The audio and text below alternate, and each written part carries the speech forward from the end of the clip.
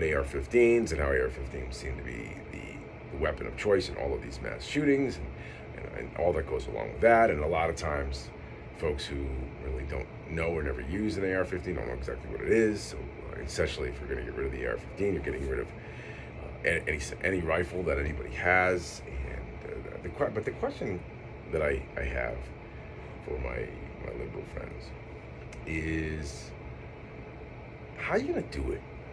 Like, how do you think you're going to get rid of all?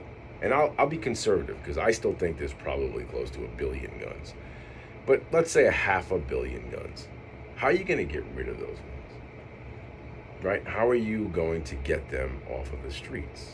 And at the same time, figure out a way to still fight the guns that are either being produced or the guns that are being moved from one country to another. How do you plan on doing that? And then on top of that, what I'd like to ask my very liberal friends is this. It seems like my liberal friends have gotten to the place in their life where they're anti-police, right? Or at the very least, they're lukewarm to the cops. Like they put up with the cops when they need them. Otherwise, the cops should shut up and sit there, right? Do as you're told. Don't be scary. Don't really hassle folks. Certainly, don't go out and be proactive. Be reactive at the best. Defund you, certainly. The best equipment won't come your way. No way you'll get the same kind of equipment and let's say body armor that a criminal could get. No, we're not going to do that for the cops. That's sort of the mindset of our very left of center friends, liberal friends. Okay. So my question to them is then this. If you take all the guns away from the citizens, okay, then I assume that I'm making this assumption, this may be a big leap, but my assumption is that you still want the police to have weapons, right? I think. So I did nothing but hear how horrible the police are for the better part of 2 years. So now, in your panacea, your perfect world, the cops would then be the only ones with guns. They'll be the only ones that can dictate to you what's right and wrong and law and order. I mean, doesn't it always seem like a liberal's mindset or their whole idea for life is flawed and hypocritical, right? Like nothing really ever jives together. They want to save the planet and they want everybody to drive electric cars, but if you ask somebody who is driving an electric car, who's plugging into some outlet somewhere, if you ask them where that electricity comes from, they don't know. Or if you ask them, what it takes to build one of those Teslas, how much earth has to be overturned and minerals taken out of the ground and kids in sweatshops putting it all together in some godforsaken plant somewhere in Africa. Do they know anything about that, or do they care about that? No, there's no logic behind any of that. Never.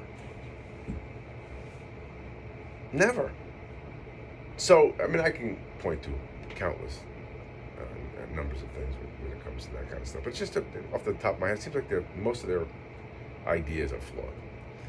So I'm just curious if anybody has an answer for me as far as that goes. Like, how are you going to go about door to door? First of all, the cops don't want to go door to door, and they probably won't, right? Let's just say in a perfect world, you got to the point where somewhere along the line you got either enough Supreme Court justices or enough senators became Democrats, and you were able to overturn laws on guns, and you were able to confiscate everybody's gun, right? Like sort of like prohibition.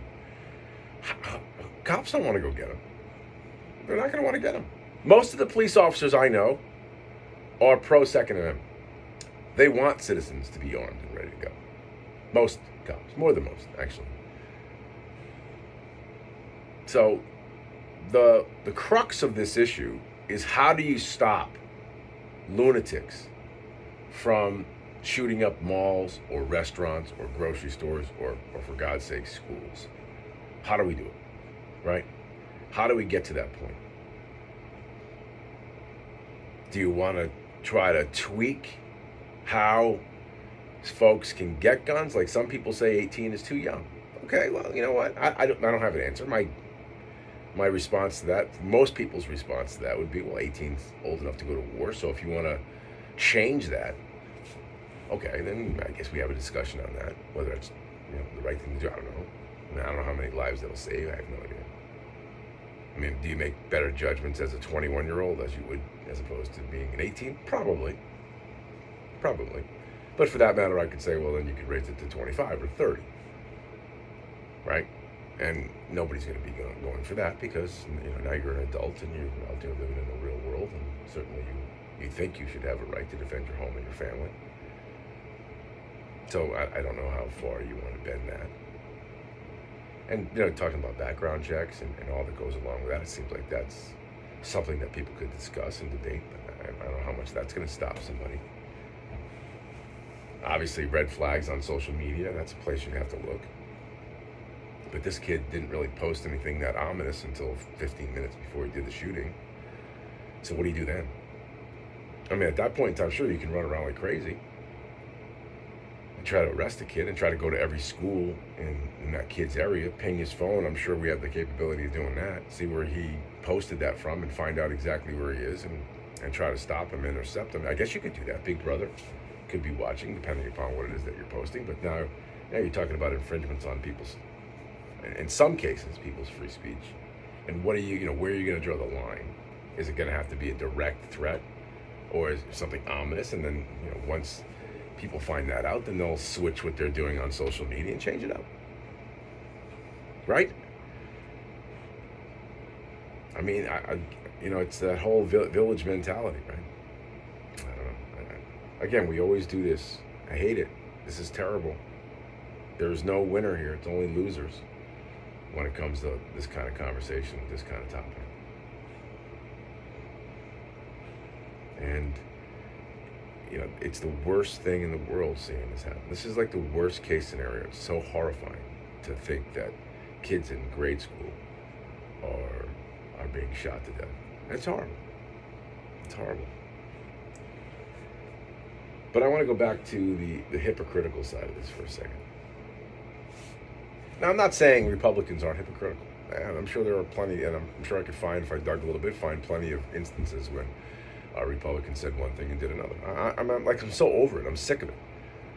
Like, I get the idea of an arc of your political career changing your mind on some issues. You might change your mind on abortion. You might change your mind on guns. You might go from being a Republican to a Democrat because you see different things happen and unfold. But when you can, I can point to, probably more than a dozen, probably 100 times, when Joe Biden has been caught saying one thing, and then because of who he was talking to, and because of what he was talking about, or because he needed certain votes from certain people, he changed, right? He changed.